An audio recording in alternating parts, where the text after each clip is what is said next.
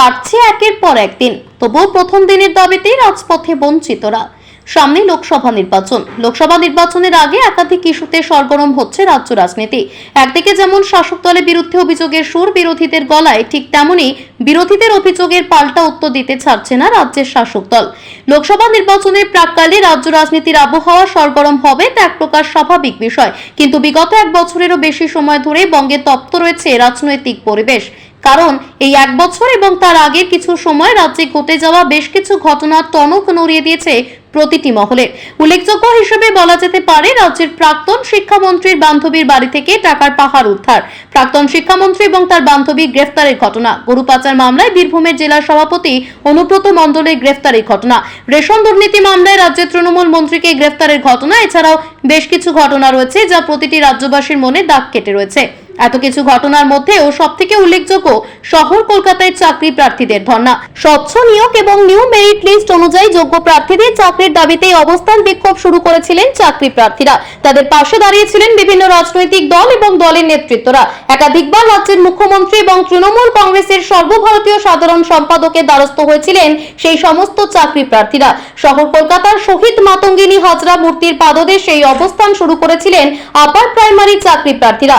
এক বছরেরও বেশি সময় ধরে অতিক্রান্ত হয়েছে সেই দিন।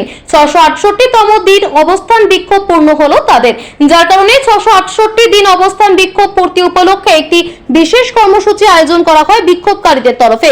মোহরকুঞ্জ থেকে মেট্রো রুট ধরে ডেরিনা ক্রসিং হয়ে রানী রাসমণি রোড এবং অবশেষে শহীদ মাতঙ্গিনী হাজরার পাদদেশ পর্যন্ত একটি বিক্ষোভ মিছিল করলেন অবস্থানরত চাকরি প্রার্থীরা। ফলে আসন্ন লোকসভা নির্বাচনের আগে চাকরি প্রার্থীদের এই দাবি বিরোধীদের কাছে যে প্রচারের অন্যতম হাতিয়ার, এমনটাই মনে করছেন রাজনৈতিক মহলের একাংশ। তবে এদিন 668 দিন পূর্তি উপলক্ষে যে বিক্ষোভ মিছিল করা হলো অবস্থানকারীদের দ্বারা, সেই ঘটনা লোকসভা নির্বাচনের আগে রাজ্য রাজনীতিতে যথেষ্ট প্রভাব ফেলতে পারে, এমনটাই অভিমত রাজনৈতিক মহলের একাংশের।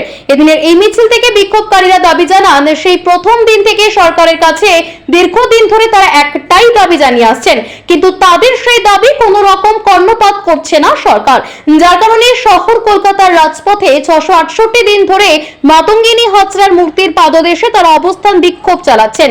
দীর্ঘদিন ধরে সরকারের কাছে দাবি জানালেও তাদের দাবি থেকে আজও বঞ্চিত সেই সমস্ত চাকরি প্রার্থীরা। অবস্থানকারী এবং বিক্ষোভকারী চাকরি প্রার্থীদের দাবি তাদের নিয়োগ করা হোক স্বচ্ছতার সঙ্গে, নিয়োগ হোক নিউ মেরিট লিস্ট মেনে, কারণ তারা সবই যোগ্য প্রার্থী।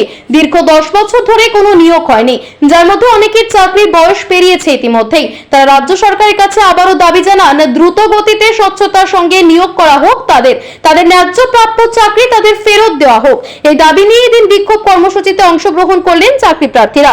তবে আসন্ন লোকসভা নির্বাচনের আগে বিক্ষোভকারী চাকরি প্রার্থীরা যেভাবে আন্দোলনের তেজ বাড়াচ্ছেন, তাতে লোকসভা নির্বাচনের ভোট বাক্সে সেই আন্দোলনের প্রভাব পড়তে চলেছে, এমনটাই মনে করছেন রাজনৈতিক মহল থেকে বুদ্ধিজীবীরা।